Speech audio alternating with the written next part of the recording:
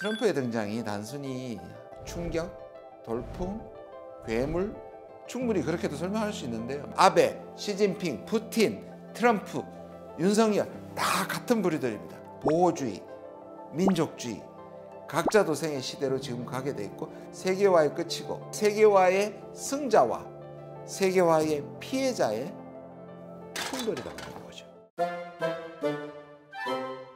요즘 여러분들 TV 보시면 상담가가 되게 많이 나옵니다.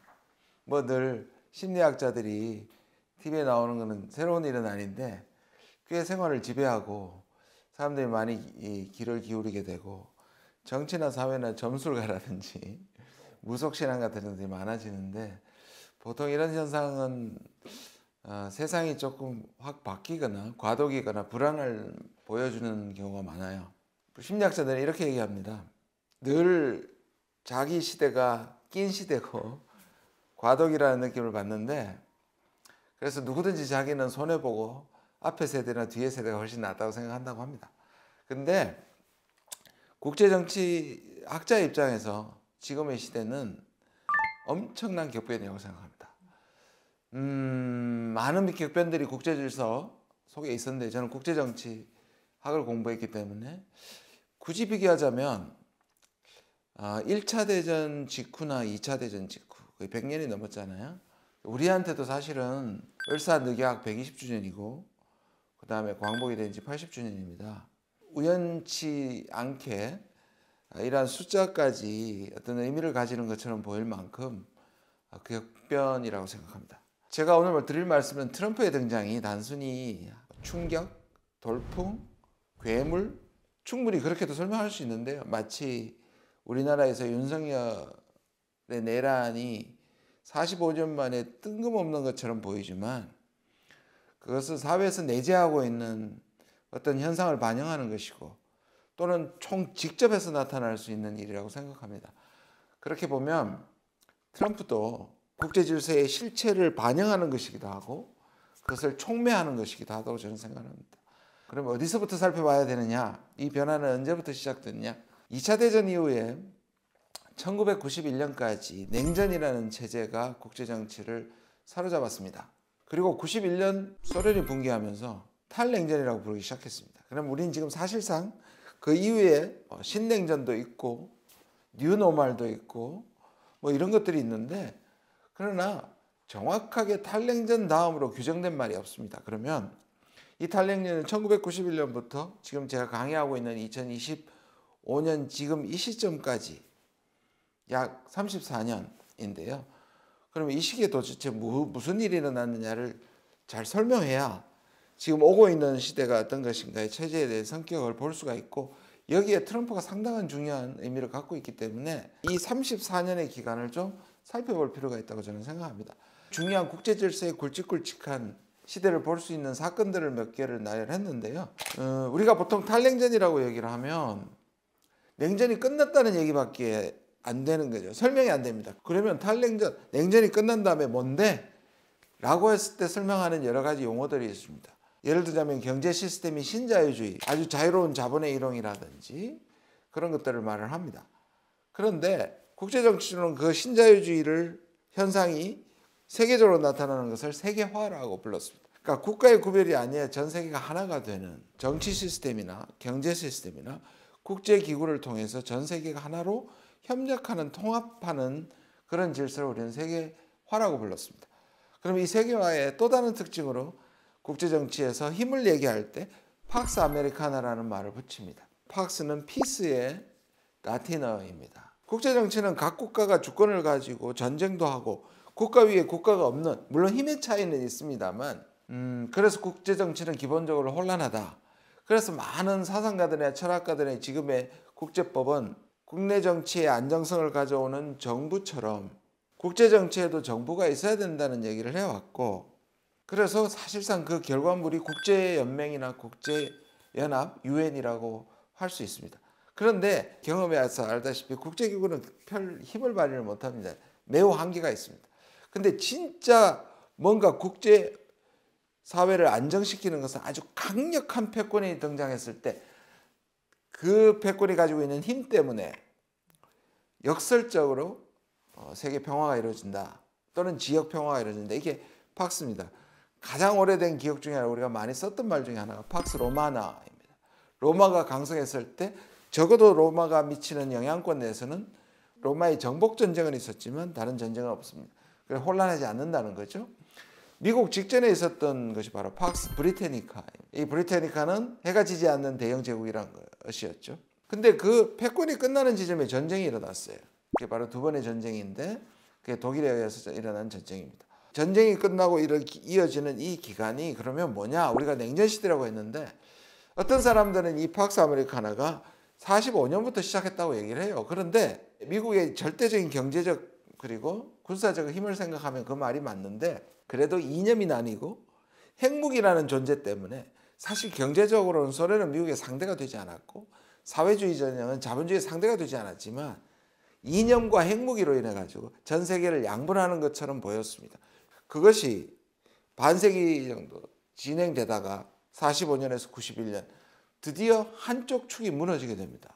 그러면서 팍스 아메리카나의 기원을 45년을 볼 수는 있지만 91년에 완성이 됐다. 이 완성은 어느 정도 완성이냐면 그 바깥에 있는 국가가 거의 없는 겁니다. 유일하게 찾는다면 이걸 자랑해도 될지 모르겠지만 북한입니다. 그 전에 알바니아, 북한, 뭐 동유럽의 국가, 소련이었는데 다 자본주의로 체제 이동을 하게 됩니다. 그러니까 거의 고립된 국가는 북한 정도만 남아 있다고 볼 수 있죠. 그렇게 되자 국가들은 번영하기 시작합니다. 특히 미국과 서구 국가, 그리고 중국과 한국인데요. 한 10년 동안은 이 미국의 세계라고 할 수 있습니다. 우리 일극체제의 완성이라고 얘기를 했고 어떤 도전자도 없었고 실제로 미국의 소득이 이 10년간 더블링을 하게 됩니다. 근데 물론 그 안에는 많은 약점들이 존재합니다. 자본주의가 가져온 그 약점들, 불평등, 대표적으로 불평등인데 미국이 불평등을 해소함으로써 사회주의의 의미가 없어져서 소련이 망한 게 아니고 소련은 자멸했기 때문에 민주주의는 그 모순을 안고도 통일을 한 셈이 된 겁니다. 그게 바로 우리가 말하는 가장 대표적으로 불평등이라고 할 수 있습니다. 어찌됐든 이 10년은 젊은 분들은 잘 모를 텐데 옛날에 무협지를 하게 되면 완벽하게 무술을 갖춘 다음에 몸이 어디를 찔러도 죽지 않는 금강불개라는 용어가 있습니다. 그러니까 금강석처럼 다이아몬드처럼 몸이 돼서 어떤 공격에도 죽지 않는 그런 몸이 된다는 마치 나라가 있었다면 그런 나라였을 겁니다. 정치적으로, 군사적으로, 심지어 국제 질서에서 신자유주의 세계 질서는 세계화는 탑에 미국이 그 룰을 관장하고 그러나 그것을 과거의 제국주의 국가들처럼 정복이 아니라 하나의 규칙을 만들어서 세계를 지배하게 되면 그게 바로 세계화입니다. 근데 부자가 3년 간다고 그랬는데 미국은 이런 완벽한 질서가 10년을 딱 갑니다. 어디서 균열이 시작되냐? 우리는 9.11을 봅니다.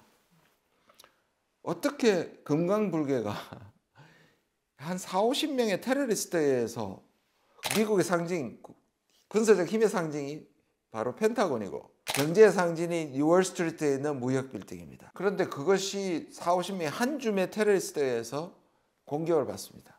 물론 이것 때문에 미국의 힘이 갑자기 없어진 건 아닌데 그동안에 완벽했다고 하는 세계 협력이라든지 평화 이런 것들이 공격을 받게 되고요. 미국 사람들의 의식이 변하게 됩니다. 이 의식은 두 가지로 나타나는데 국민들 사이에서는 91년에 소련이 붕괴되면서 가장 많이 나왔던 말이 이제 평화의 시대인데 진짜 평화의 시대인데 왜 우리가 아직 세계 무기를 팔고 그 다음에 한국이나 독일이나 이런 데 군대를 보내야 되느냐. 군대 다 철수시키고 이런 주장까지 있었습니다. 미국은 항공모함 2대만 있으면 그리고 핵무기 몇 개만 갖고 있으면 전 세계가 미국을 공격할 가능성은 거의 제로다. 그러니까 군비 축소를 다 하고 그걸 사회보장과 복지와 그리고 교육에 대자. 그런데 이 한 방에 미국인들은 다시 안보에 대한 불안을 느끼기 시작합니다. 그게 이제 보통 사람들의 트라우마가 되었고요. 그리고 아시다시피 그 후에도 많은 테러들이 일어납니다. 뭐 외로운 늑대니 뭐 이렇게 해서요. 그런데 이게 미국의 정책 결정자들한테는 일종의 안도감을 줍니다. 왜냐하면 미국이란 나라는 1900년도에 이미 모든 통계에서 금부터 경제 세계 1위입니다. 근데 미국이 본격적으로 짜잔 1위로 나온 것은 1945년인데 그간의 미국은 더 나쁜 국가 때문에 미국의 정당성을 공격할 수 없었습니다. 독일, 일본, 그리고 소련, 그다음 중국입니다. 특히 냉전 때는 소련이라는 반사적 이익 때문에 미국은 늘 정당했습니다. 그런데 소련이 붕괴되고 나서 적이 사라진 거예요. 그러니까 미국이 이런 세계를 다루는 것이 너무 어색합니다. 그래서 나쁜 놈을 돼서 동맹을 만들고 국제기구를 만들고 이랬는데 없어지니까 미국이 당황했던 몇 가지 예를 들도록 하겠습니다.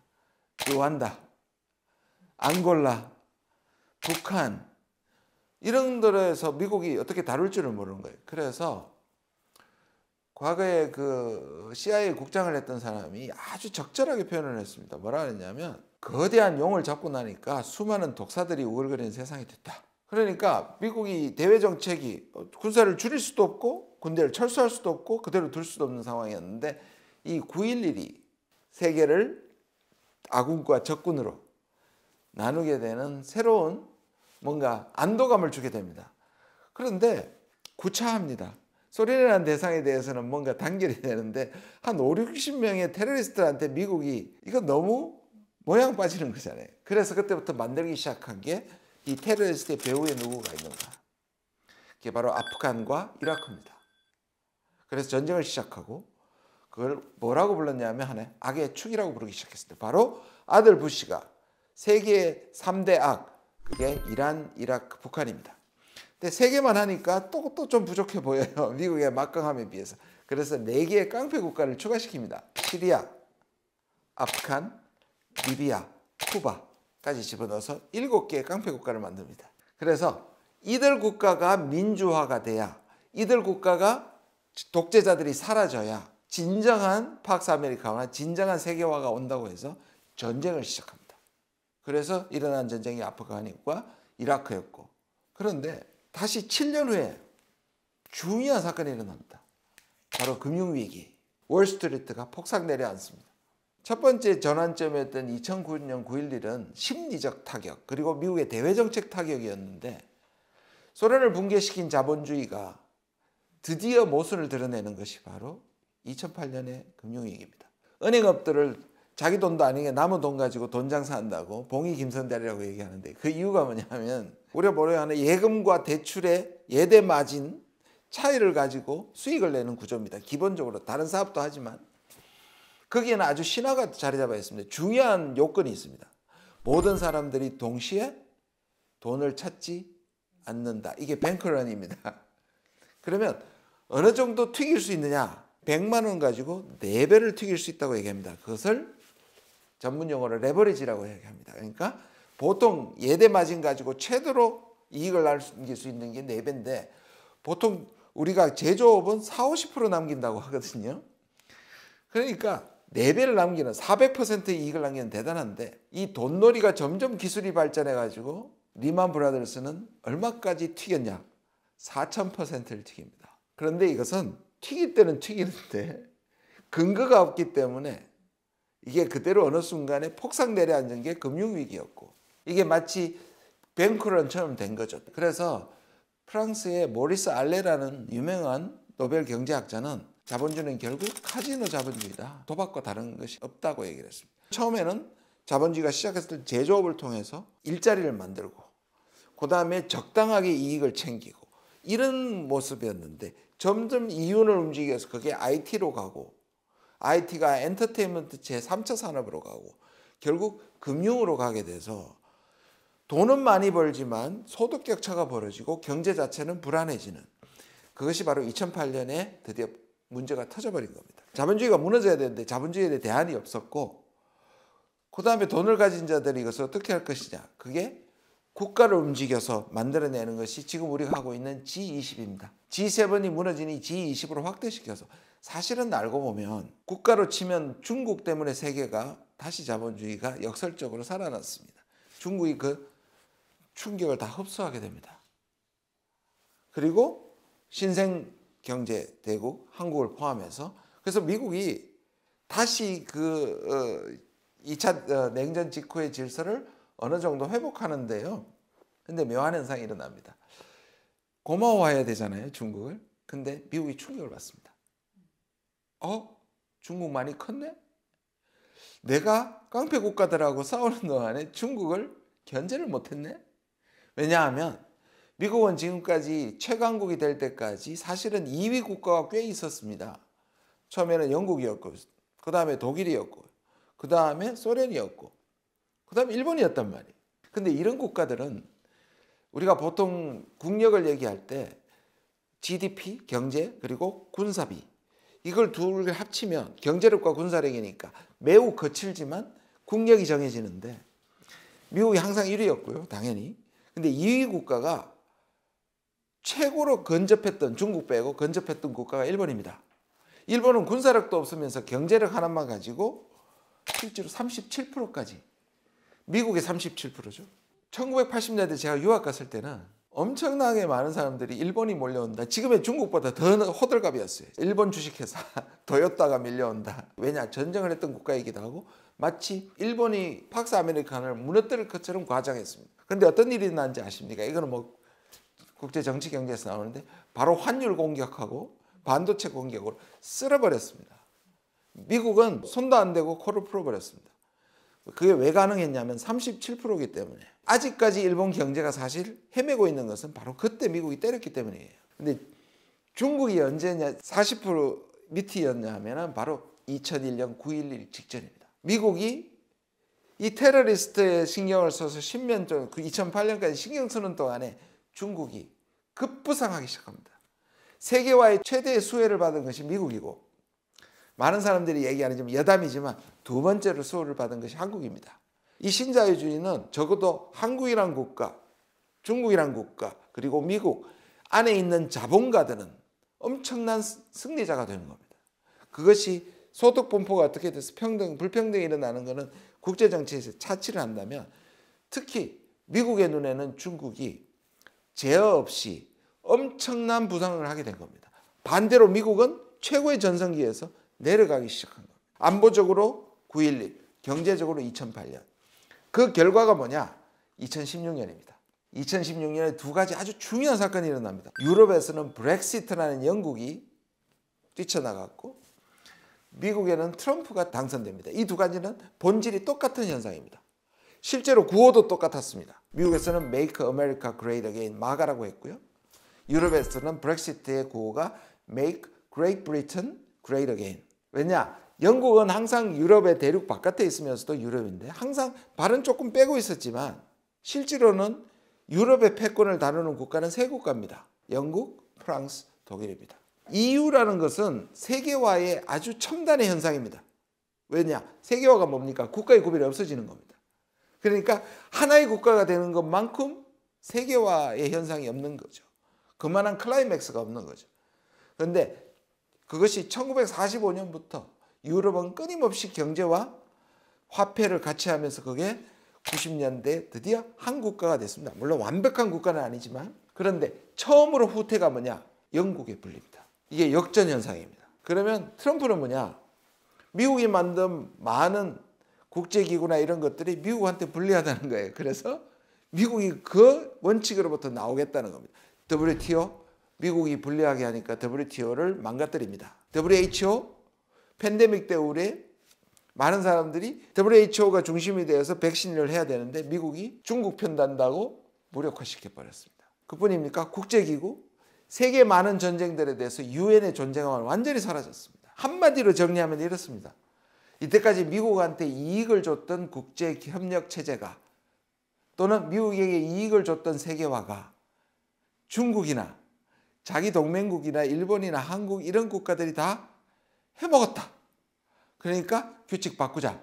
그래서 세계화 기준이 됐던 규칙을 다 바꾸고 대표적인 것이 자유무역에서 보호무역으로 돌아서게 된 것이, 이게 바로 트럼피즘이고 트럼프 현상입니다. 자, 그러면 미국이 이때까지 내세웠던 많은 가치들이 뒤집어져 4년 동안 다 뒤집었죠. 제가 이 30년을 두 개로 나누면 초기에는 팍스 아메리카나 세계화, 제가 그림으로는 까만 다이아몬드로 표시를 했습니다. 이게 아주 강했습니다. 그런데 뒤로 갈수록 파편화, 세계화의 반대말이 파편화입니다. 그러니까 미국이 주도해서 각자 도생으로 갔다는 얘기입니다. 이 두 개가 아직도 섞여 있지만 전반기에는 훨씬 더 세계화가 강했고 지금 시간이 갈수록 국가주의, 그래서 신자유주의는 저물고 보호주의, 민족주의, 각자 도생의 시대로 지금 가게 돼 있고 그 상징이자 그 엔진이자 그 결과물이 바로 트럼프입니다. 그러니까 이것은 세계화의 끝이고 그 다음에 세계화의 승자와 세계화의 피해자의 충돌이라고 보는 거죠. 시대를 규정하는 게 한 두 개로 나뉘는 것 같습니다. 한쪽에서는 신냉전이다. 미국과 소련이 싸웠던 게 냉전이라면 지금은 미국과 중국이 부딪히는 세계를 양분한다. 매력적이긴 합니다. 실제로 미중이 패권 경쟁을 하고 있으니까요. 근데 좀 뭔가 안 맞아요. 저도 신냉전이라고 생각하지 않습니다. 왜냐하면 냉전의 부활이라면 가장 좋은 게 세계를 양분해야 하고 이념적으로 달라야 하고 그 다음에 뭔가 진영이 나눠서 사실은 미국과 소련이 싸울 때는 서로가 세계 종말에 대한 핵전쟁에 대한 두려움이 요만큼 있었지만 매우 안정되게 그리고 상대방 상관하지 않고 살았습니다. 근데 지금하고 미국하고 중국은 너무 얽혀있고 다 중국 없이는 아마 못 살 겁니다. 제가 중국 편을 드는 게 아니라 옛날에 한 15, 16년 전에 연예인들이 일주일간 중국제 쓰지 않고 살기 이런 파일럿 프로젝트라는 프로그램이 있었어요. 대부분 실패했어요. 뭘 사다 보니까 중국제. 실제로 월마트라는 미국의 큰 슈퍼마켓이 있습니다. 미국에 가난한 사람들이나 중산층이 많이 가고 저도 유학할 때 많이 갔는데요. 거기에 60%가 메이드 인 차이나입니다. 그러니까 미국이 중국을 벗어날 수 없는데 싸우는 거잖아요. 그러니까 이거는 매우 불편하고 뭔가 앞뒤가 안 맞는 얘기입니다. 물론 그래서 미국이 첨단 제품에서 안보적으로 중국과 충돌하지만 역설적인 것은 매년 미국과 중국의 무역액을 사상 최고로 경신해 나가고 있습니다. 이게 바로 아이러니입니다. 그래서 저는 이 신냉전은 오히려 패권 경쟁이라고 할 수는 있지만 전 세계가 진영으로 나눠지는 것 같지 않다. 2022년 2월에 러시아와 우크라이나 전쟁이 일어나면서 다시 러시아가 우리는 핵을 가졌고 군사력으로 경제력은 아직 안 되지만 다시 우리가 소위 말하는 세계를 또 3분할 가능성이 꽤 있습니다. 왜냐하면 러시아는 주변 국가들, 벨라루스, 그 다음에 중앙아시아 그리고 북한까지 하나의 진영을 만드는 자기의 세력권을 만들고 있습니다. 그래서 신냉전은 미중 패권에 대한 일종의 매력적인 용어이긴 하지만 저는 그게 과거의 냉전과는 전혀 성격이 다르다고 생각하고 오히려 오른쪽에 있고 지금 제가 계속 설명드린 이 현상이 바로 지금의 세계를 설명하는 가장 정확한 거다. 파편화입니다. 실제로 이 기원은 홉스입니다.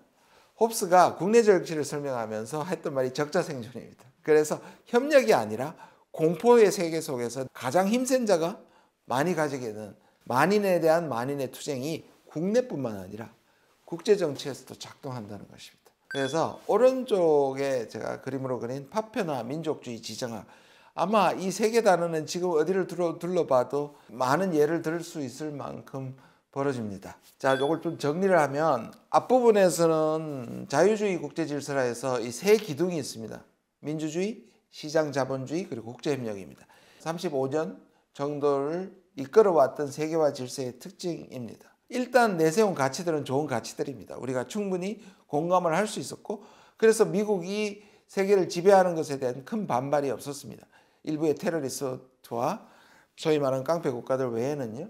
근데 이 시스템이 붕괴를 하고 있습니다. 예를 들면 이런 겁니다. 금융자본가, 엘리트들은 더 부자가 됐지만 우리나라에 있는 장사하는 분들이 우리나라에 있는 경쟁자다라고 막 하다가 세계화가 되니까 외국 물건이 들어오기 시작하니까 외국 물건에게도 이겨야 되는 경쟁력이 필요합니다. 이거는 삼성 같은 기업은 이게 열어버리면 더 많이 시장이 확대되는 거지만 가난한 소상공인들이나 중소기업은 경쟁자가 많아져서 패자가 되는 겁니다. 이게 아주 잔인하게 세계적 경쟁력을 가진 기업들은 부자가 되고 이런 양극화가 이걸 제어하는 많은 제도들이 다 무너지면서 그렇게 되는 겁니다. 그래서 불안들이 생기고 불만들이 생기기 시작합니다. 강대국의 힘의 정치, 그 다음에 안보 포퓰리즘. 이건 뭐냐 하면 이렇게 되다 보니까 어떤 자들이 등장하냐. 우리는 그대로 볼 수 있잖아요. 스트롱맨이라고 합니다. 그래서 자꾸 불안을 조장시키고 민족주의 감정을 호소하면서, 그래서 우리도 보면 혐한, 혐중, 혐일, 그죠? 아베, 시진핑, 푸틴, 트럼프, 윤석열 다 같은 부류들입니다. 유럽에도 그런 사람들이 지배하기 시작했고 그런 선동이 먹히기 시작합니다. 그리고 불만은 뭐냐? 민족주의입니다. 뭐냐? 이민자들이 몰려오니까. 과거에는 이민자들을 포용했던 국가들이 먹고 살기 힘드니까 들어오는 거에 대해서 반이민, 반난민, 이런 현상들이 전 세계로 퍼지기 시작합니다. 그리고 권위주의 정치. 힘드니까 독재자들이 힘을 발휘하고 선동을 하게 되는 걸 말합니다. 그리고 또 하나의 결과가 바로 전쟁입니다. 이전까지 팍스 아메리카는 미국이 확실하게 지배하고 있으니까 전쟁이 잘 일어나지 않고 작은 전쟁들은 일어났습니다만, 그런데 지금 유럽과 중동에서 전통적인 이 화약고죠. 보통 4개 지점을 얘기를 합니다. 화약고를 유럽, 지금 이제 러우 전쟁이 됐죠. 그 다음에 중동, 그 다음에 한반도, 그리고 대만. 지금 2개는 전쟁이 났고요. 물론 다행히도 종전이나 휴전이 추진되고 있습니다만, 그리고 이 둘도 그에 못지않게 항상 위기가 상존하고 있는 이 4개 중에 우리는 다시 화약고 속에 들어가 있다고 얘기할 수 있습니다. 더 큰 문제는 뭐냐면 인류가 한 5, 6천 년 정도로 보면 늘 전쟁이 있었고 전쟁이 없었던 시기가 합치면 200년도 되지 않는다고 얘기합니다. 그런데 저는 전쟁이 일어나는 자체가 문제가 아니고 인류 문명과 제도화와 국제협력이 이렇게 이루어진 이후에 난 전쟁인데 전쟁을 막을 방법이 하나도 없다는 겁니다. 속수무책이라는 겁니다. 그리고 전쟁을 막는 방법이 평화적 방법이 아니라 각 국가의 이익에 의해서 나눠지는, 결정되는, 그러니까 국제협력이나 제도나 시스템이 작동하지 않으니까 이 전쟁을 평화로 이행하는 방법이 다 멈춰져 버렸습니다. 저는 이게 진짜 문제라고 생각합니다. 국제정치에서 평화를 가져오는 어떤 제도나 체계가 무너졌다. 이렇게 가면 그야말로 각자 도생과 정글의 시대가 되고 전쟁이 상존하는 시대가 될 것이다. 그렇게 되면 그 다음 차례는 대만이 될 수 있고 그 다음 차례는 한반도가 될 수 있다고 생각합니다. 미국 얘기로 넘어가 보겠습니다. 미국을 The United States of America, USA라고 합니다. 근데 미국에 요새 유행하는 게 DSA입니다. This United States. 빨간 스테이트와 파란 스테이트. 이것도 우리가 어떻게 닮았는지 모르겠어요. 전 세계에서 저는 최고로 안 닮았으면 했던 게 미국의 정치 문화와 정치 구조입니다. 유럽엔 아직까지 예를 들어서 프랑스나 독일에서 극우가 등장합니다. 그런데 그 극우가 아직까지 정권을 못 잡는 이유 중에 하나가, 이거는 작년 프랑스 선거가 대표적입니다. 극우가 전체 1등을 했습니다. 1차 투표에서. 그런데 2차 투표에서 아직 극우가 프랑스를 집권하면 안 된다는 것 때문에 연대를 해서 2차에서 뒤집습니다. 이게 사실은 힘이거든요. 사실 트럼프는 저는 매우 해악적인 존재다, 암적인 존재라고 생각합니다. 가장 강한 나라에서 전 세계의 협력을 저해하고 이기주의로 갔을 때 전 세계의 질서가 무너지겠죠. 그 핵심에 트럼프가 있기 때문에 저는 트럼프가 지금까지 쌓아올린 문명을 완전히 흔들어버린다고 생각합니다. 트럼프가 가지고 있는 가장 큰 장점이자 이 사람이 무서운 거는 뭐냐면, 지금까지 우리가 말했던 가치나 제도에 의하면 그 사람은 절대로 대통령이 돼서는 안 되는 사람이고, 그 사람의 사생활부터 모든 거에서 미국의 자격이 없고 안 될 텐데 왜 그 사람이 미국의 대통령이 됐을까요? 그것은 바로 이 정치 문화와 분열된 양극화된 진영입니다. 이게 그대로 한국에 와 있습니다. 내란의 죄를 하는데도 불구하고 여전히 내란 편에 있는 사람들이 여전히 다음 정부에도 정권을 차지할 수 있을 정도의 경쟁력을 유지하고 있다는 것은 윤석열이 내란한 것보다 내란 후의 상황이 저는 훨씬 더 지금의 국제 정치를 반영한다고 생각합니다. 그리고 한국의 모습과 미국의 모습이 가장 나쁜 모습으로, 그것은 피해자는 바로 그 국민이라고 생각합니다. 미국이 빨간 스테이트, 파란 스테이트를 헤쳐모여 하면 똑같이 미국이 지도가 나옵니다. 중도가 그리고 포용이 존재하지 않는 국가입니다. 저는 유럽도 그런 쪽으로 가고 있지만 아직은 유럽은 그에 대한 완충이 있는데 한국과 미국은 완충이 없다고 봅니다. 그럼 이것은 권위주의에 무너지고 선동에 무너지고 아까 말씀드린 것처럼 지정학에 무너지고 전쟁을 할 수가 있습니다.